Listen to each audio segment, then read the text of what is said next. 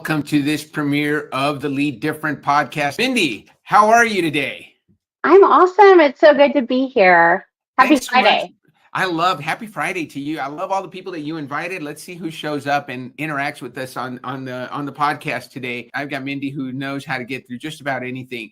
What I re-listened to our interview this morning, Mindy, before coming on, and there was a couple of really cool things we talked about.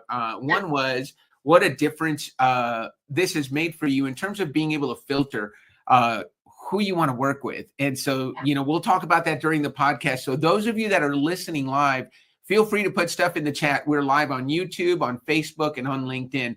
So if you put a comment on any of those platforms, we'll see them here.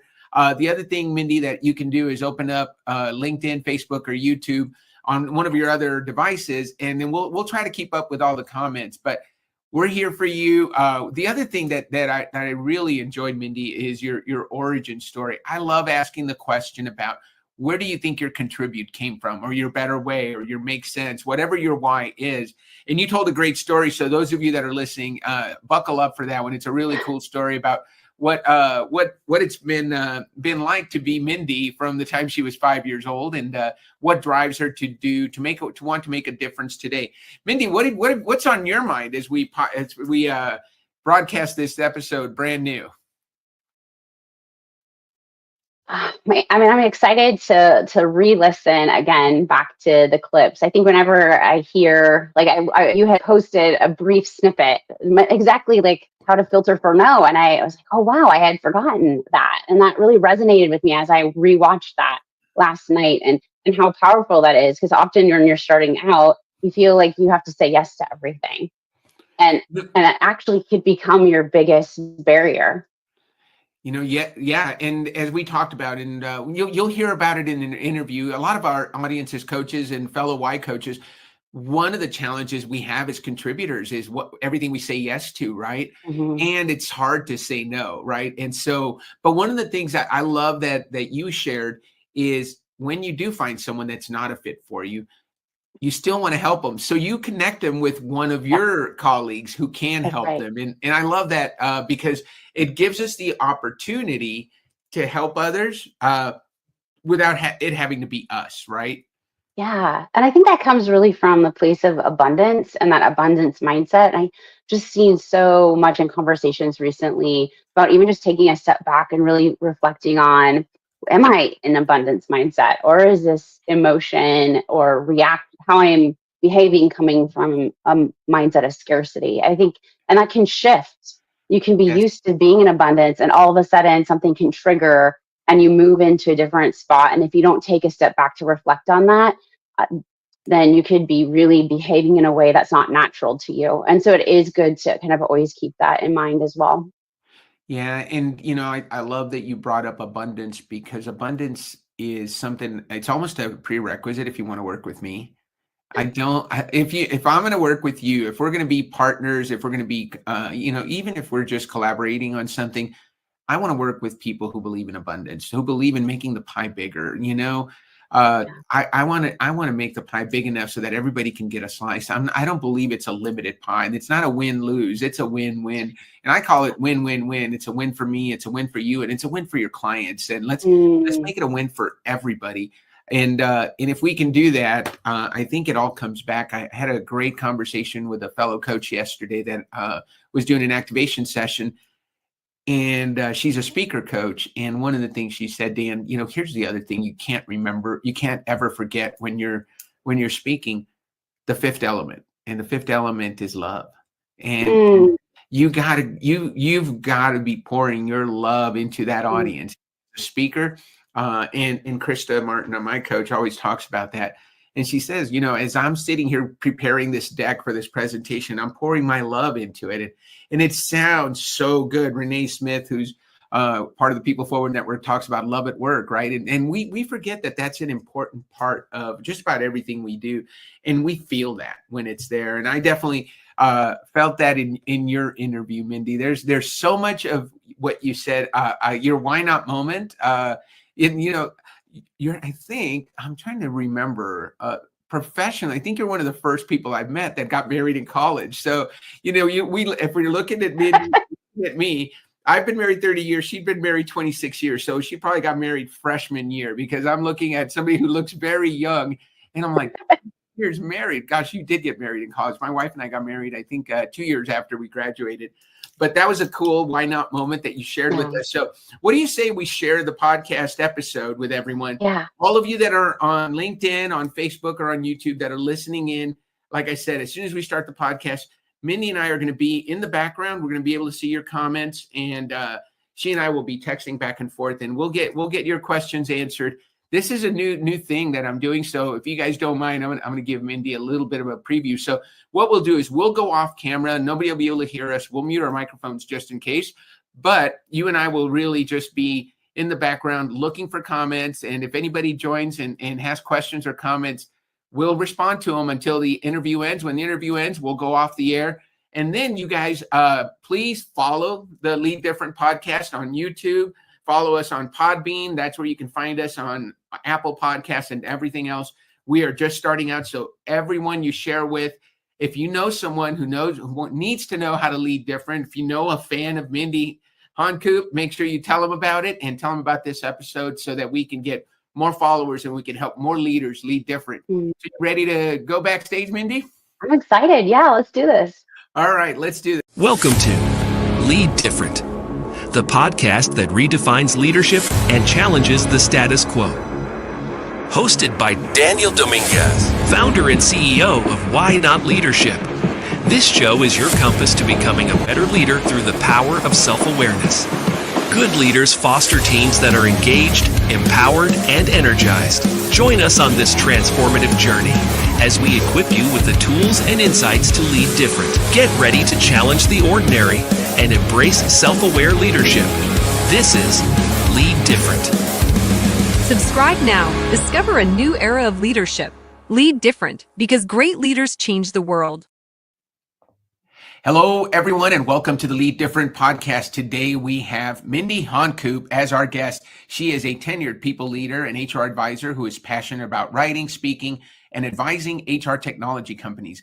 With over 20 years of experience in the field, Mindy has guided leaders in optimizing their workplaces and has also become a respected author, speaker, and trusted advisor in the industry. As the founder of Agile and HR LLC, Mindy brings her expertise to help organizations develop agile and human-centered workplaces. Her extensive knowledge and experience have led her to hold leadership roles at companies such as Care.com, Spiceworks, Ziff Davis, Expedia, and she also served as the Chief People Officer at TCP Software. Beyond her professional achievements, Mindy is actively involved in nonprofit work, serving on the board of Love Justice International. She is also a co-founder of the Austin Women in Agile meetup. She has taken the lead in launching Disrupt HR Austin 3.0, showcasing her commitment to fostering collaboration and innovation in the HR community. So it's my pleasure to introduce you to Mindy Honcoop. How are you, Mindy? Dan, it's such a pleasure to be here. I've always enjoyed our conversations. I'm excited we actually get to record one.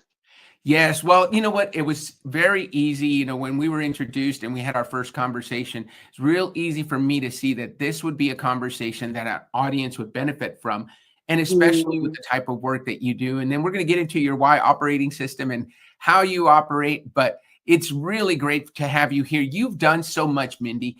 What is the, in 20 years of working in this role, what has been the biggest change that you've noticed in the industry? Oh, that's such a good question. I think the biggest that I have seen is our ability in a very distributed way of work coming out of the pandemic is really having to rethink how we work for the first time. Often we had these structures in place and we didn't see a lot of change.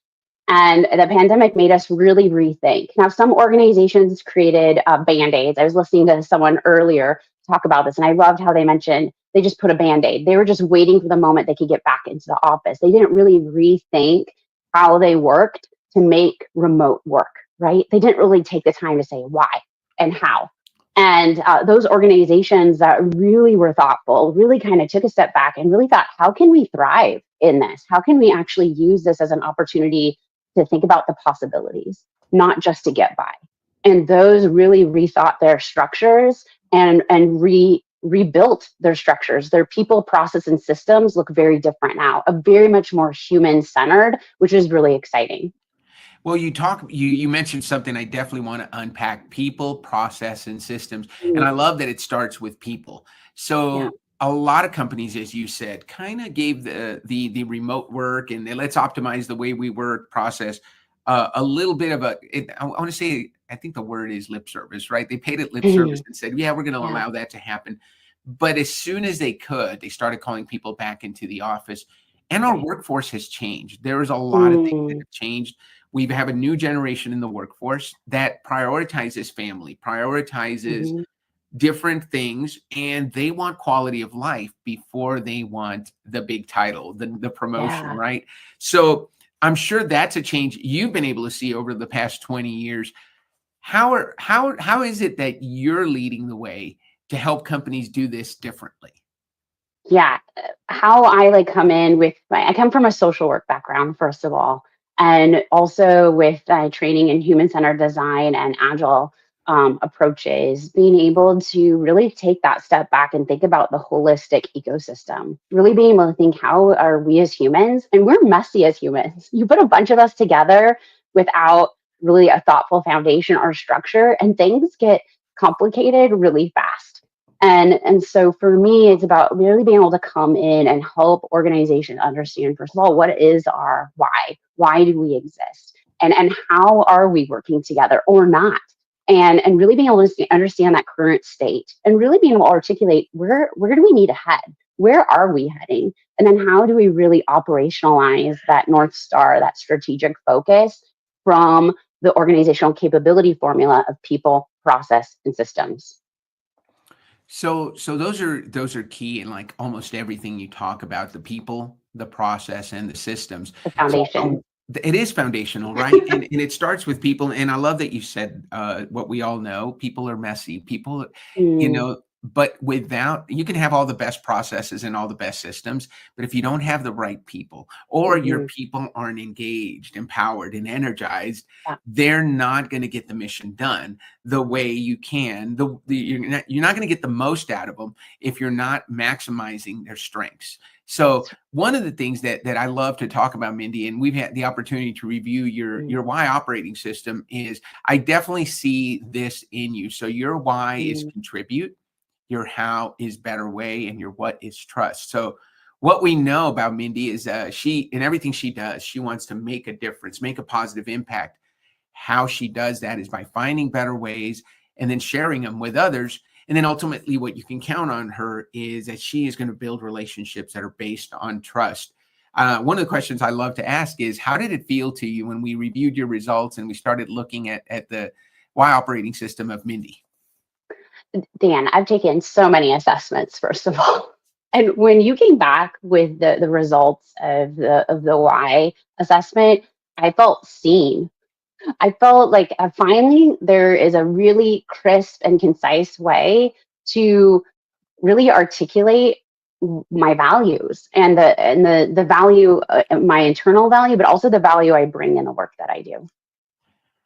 And thank you so much for that. And we will take that endorsement. But what's really cool, and I hear this all the time, Mindy, when I do this with leaders, that I think you probably knew this about yourself, because one of the questions Mm, I like to ask is, can you see your YOS and how it's played out in your life? And you talked about community building, yeah.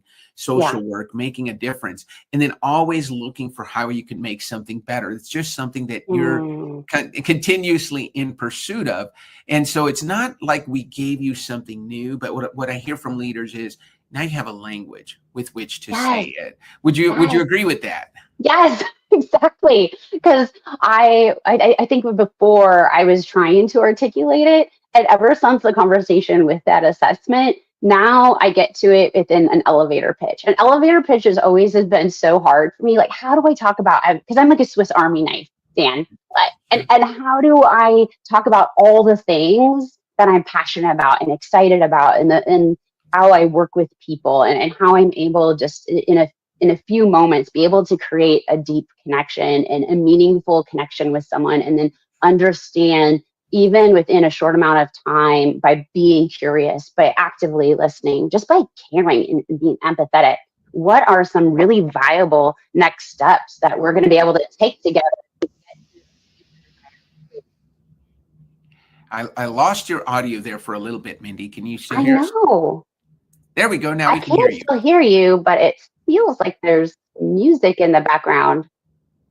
I don't know why. Let me go into the test here. It sounds like the testing music that I did when I logged in, which is really weird. Is that on my end? Let me hold on. Can you hear me? I can hear you. I'm just going into the audio settings here. Yeah, it all looks okay, and it went away. That's so weird. Sorry, we can redo that. Yeah, so just give us the last 30 seconds of that when we were talking about your YOS of contribute, better way, and trust. And you talked about, I think what you were talking about is how you can build connections so quickly. Yeah, yes, because before we had our conversation and I understood the why and the how and the trust. I'm a Swiss Army knife. I can do a lot of things because I'm curious. I love to learn. I am passionate about what I do. What I do is a calling. I love to help people. And because I always want to find a better way, there's different ways you have to learn to be able to do that. And so in a very short amount of time, because I'm able to create a trusted relationship with someone and be able to actively listen and be curious and empathetic and to really meet them where they're at, to really understand, okay, where are you at today? And where is it that you wish you were? Where do you dream to be? And really practically think about what are some of those next few steps that are in your control to be able to take. Often when work leaders come to me, they're really in a scarcity mindset. They don't see the possibilities anymore because they've been so frustrated. They've been trying a lot of things and nothing feels like it's working.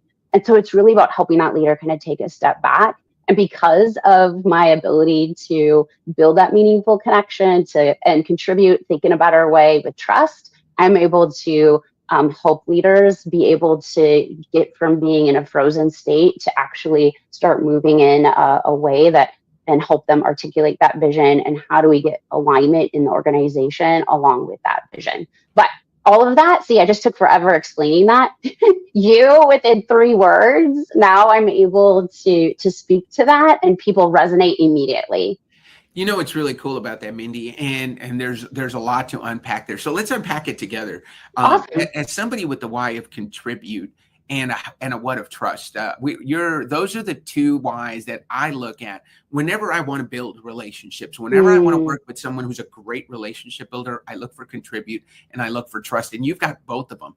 You also have in the middle of that one of the best whys, and that is to find a better way and share it with others. When you pair better way with those noble whys of contribute and trust, you really come at people, and you talked about it. You're able to quickly connect with people because you genuinely care. You genuinely want to help people and make a difference. And I'm sure you're able to communicate that.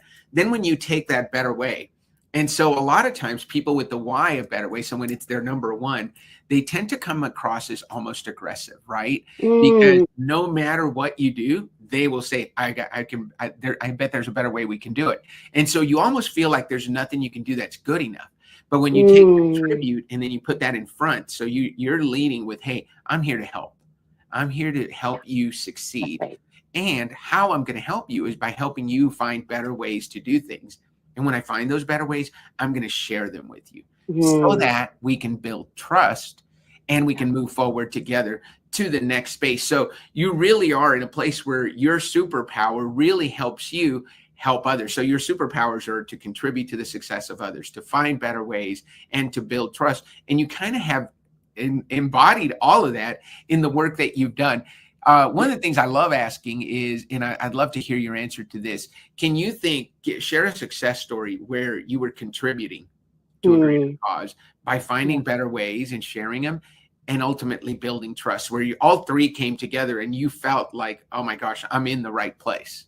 Yeah, that was my role at Expedia. I came in and I was working with a team that was really fractured. They're all sitting right next to each other, the 3 to 4 of them, but they're each doing, and they each had the same title, but they were doing things in a different way. And they were all kind of shut down. They were disengaged. And I came in and together as a team we really dreamed, if we could do anything, like what would get you excited to come to work? And how would you feel like we were driving value? A lot of what they're frustrated about was that they're spending all this time working in their role and it wasn't making any impact. They didn't feel like anyone was listening. They just felt people were complaining about the work that they were doing instead. And so by shifting that narrative and as a team designing that together about how do we drive impact? What is our why? And how do we up-level the organization by creating consistency and structure in the way that we work and deliver value to our key stakeholders?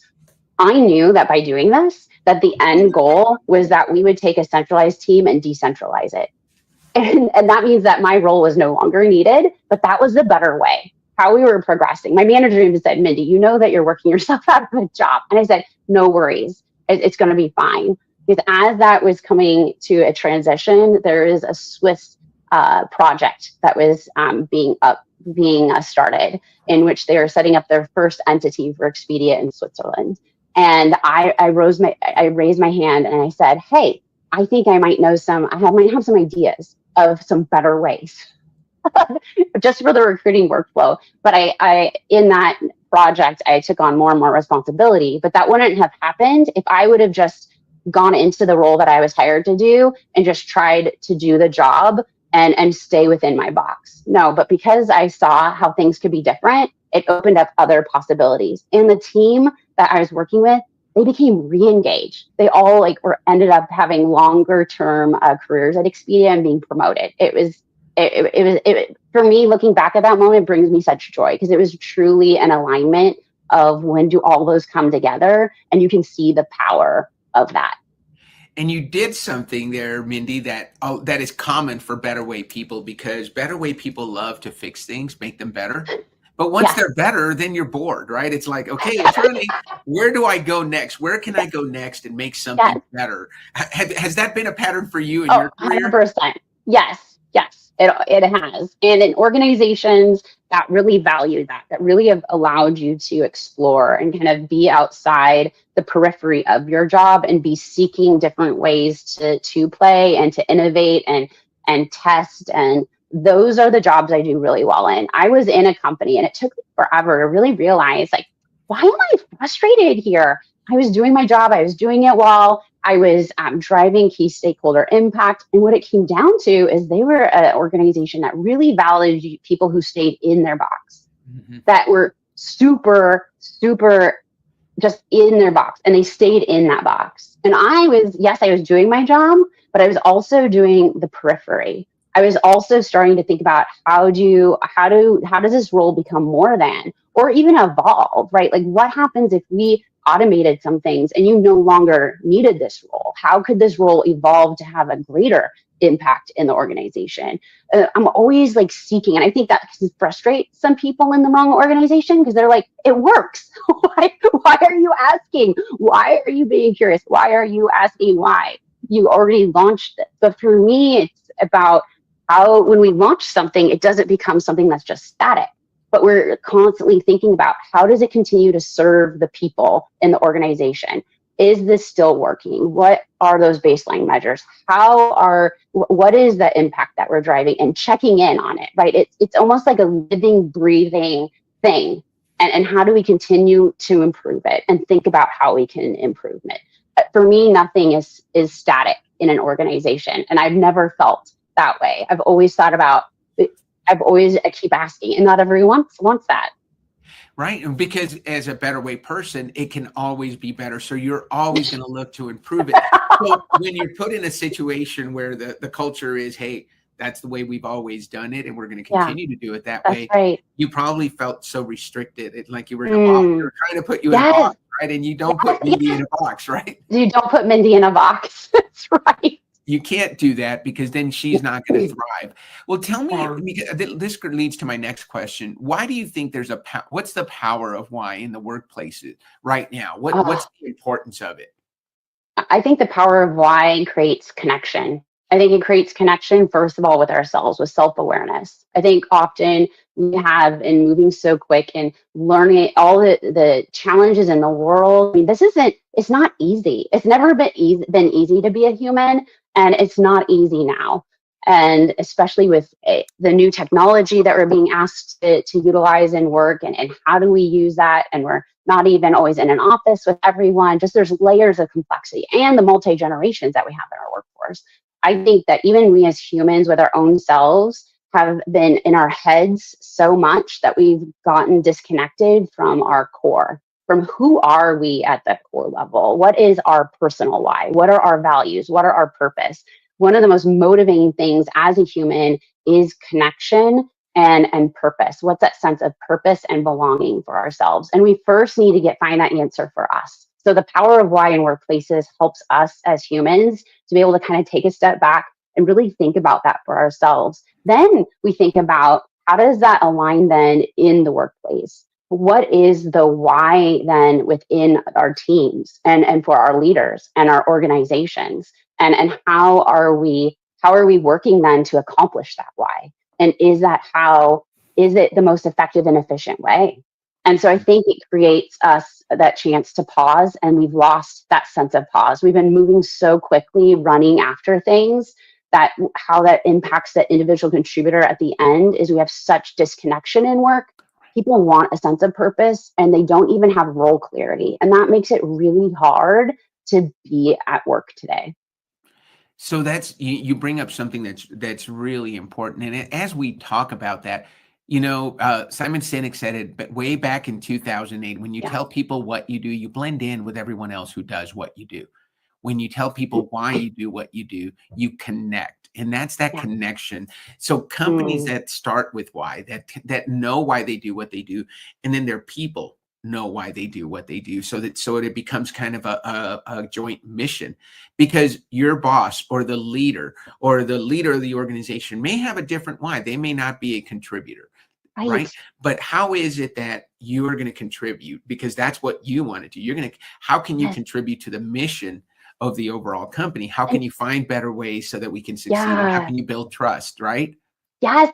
And what I just was thinking about, and I didn't think about this before, but I think the power in that too is, even we as individuals, if many of us are remote and we haven't built those deep, meaningful connections, we don't know at a deep level like we did in the past when we were working next to each other. Our level of understanding of who each of us is and who we are, we have less deeper relationships. But if we come from a mindset of why, it also helps us to give more grace to people, to help get to know them. If we enter into a conversation, instead of assuming something and emotionally reacting to maybe a statement that's been said, what would it look like to instead say, pause and say, hey, help me understand why you are coming from that thought process, or why did we land on that as the next step? Help me understand.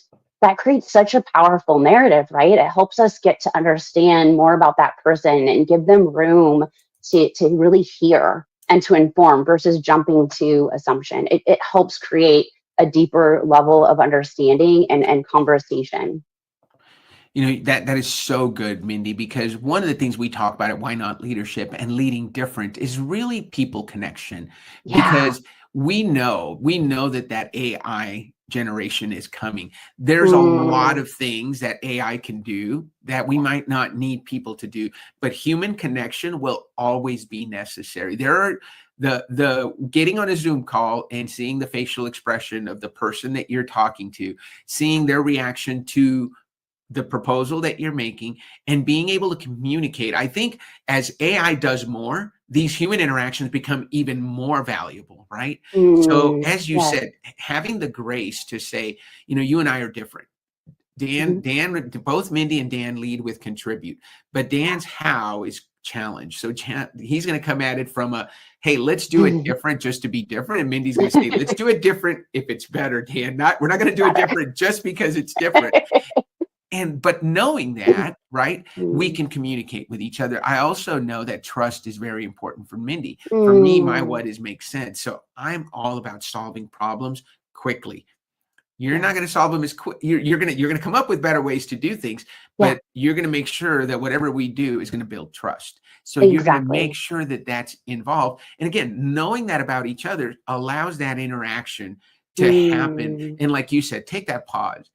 Why did, when I bring that, why does everything that I bring to Mindy, why does she always say, "Ooh, Dan, that's good, but let me show you how to make it better"?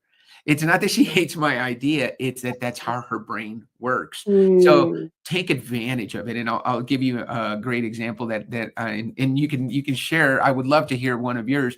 But when I worked with Gary Sanchez at Why Institute, his Why is Better Way, everything I brought to him, he'd say, "That sounds great, Dan. Let me show you how to make it better." And I learned that whenever I was stuck on something, because I could come up with lots of ideas, I'd kind of just like do a 30% job on it and give it to him. And he'd say, "Ooh, let me make it better." And he'd make it so much better. And then we could together come up with a better product, right? A better idea, a better presentation, a better slideshow, a better way to communicate our message, because he could always make it better. Have you found that people come to you when they're stuck and they're saying, "How do we make this? How do we tweak this just a little bit?" Yes, exactly. Like, how can I get outside? Often people say, "Mindy, I need to get outside of my own head." Whenever I talk to you, I feel like I get a different viewpoint or a level of clarity or a way to move forward. Yes, I love that, right? I've had that even since I was a young person. People just like came to me to collaborate. I find that is true for myself too. Like, I love working in teams and with people, because even I get stuck trying to find a better way. Like, I know if I'm not seeing a better way, I know there's got to be a better way. But it's because if it's just me that's come up with that circle of ideas and that way forward, I want to hear other viewpoints, because I know that I have blind spots. And so I don't believe that my way is better until I've literally heard from other people and their viewpoints to really test that out, which I have found fascinating. That's one of the first things I noticed when I moved into starting my own business as a fractional worker. So tell us one thing. This is really great because, it's clear to me, but I'm not hiring Mindy right now. So what is it that we're going to get if we're working with Mindy, if we hire Mindy to come in and do some work with our team, and we're going to hire Agile and HR? What is it that we're going to be able to do different? What are you going to do that's different and better that we're not going to get from someone else? Well, first of all, Dan, I think people that work with me, one of the first things is do they want things actually to be better? Yes. Because that really is the first check there. Okay, if we are looking, and it also needs like usually people are coming to me that truly have the heart to want to look at things differently, to find a better way, and also to think about it from a human-centered approach. They've realized that in the organizational capability, as they have grown their business, that they have leaned in and maybe have the process and systems down pretty well, but they're anemic on the people side. And they realize, "Hey, Mindy, we've got to do better here." And so it's about being able to come in and really understand that holistic workplace ecosystem, and where are they at today? Where are they trying to be? And how do we start to almost like inject nutrients into their people planning and their initiatives, and really thinking about that culture. Often they haven't even thought about, when you think about their why and the people that they've brought in, they're like, "Why are we all disconnected? I thought we talked about our strategy," but they haven't operationalized that. They haven't communicated that down to the individual level. They haven't really created that clarity of how are we doing this together. So Mindy comes in to really help create kind of that people roadmap of how do we reconnect the people planning and make it really strategic versus tactical. And it's really about are we co-shaping with Mindy our true overall holistic business strategy. That's really good. And I like what you said, so that first of all, and so this is something we work on when I work with individual leaders, because your YOS kind of tells you who you want to work with. If they're looking for a better way, if they're looking to connect with their people better, if they're human centered and they're looking to get better, Mindy's going to be a great fit because that's what you do. That's your zone of genius, right? And that's what Agile and HR is going to bring to the table. And then they're also going to focus, and if they're anemic on the people side, I love what you said there, because look, you're going to bring that side to it. You're going to bring that holistic approach that's going to connect everyone. One of the things I like to ask Mindy, and I'm going to ask you, is where do you think your why comes from? So what in your life makes you, can you pinpoint a time in your life when you said, you know what, I really want to make a difference. I really enjoy doing it. For me, I know my origin story, but what's the origin of your why? What is it that drives you to want to help others succeed? Yeah, it comes from child Mindy. It comes from a broken family. And the people who cared to make a difference in that 5-year-old Mindy, that without them, without a community that would have surrounded my mom and my sister and I, if we wouldn't have had that, I wouldn't be where I am today. And that was community building. Those were difference makers. Those were people who went out of their way to care. And I think the 5-year-old Mindy recognized that. And I had a sense of being able to find the other people that maybe were getting missed, that weren't being heard, that were invisible. And I just had this natural innate need to want to help them realize that they are seen and that people care about them and that things are possible for them. Wow. That is really, really good. Mindy, one of the things that those of us with the why of contribute struggle with is, because you're so committed to helping others, one of the things we tend to do is overcommit, say yes to too many things, and often taking care of everyone else at the expense of us. So one of the things that I've had to learn as a contributor, one of my first coach, Jamie Duragi, told me, Dan, you've got to learn to say no and say yes to the right things. So say yes to the things where you can make a big difference.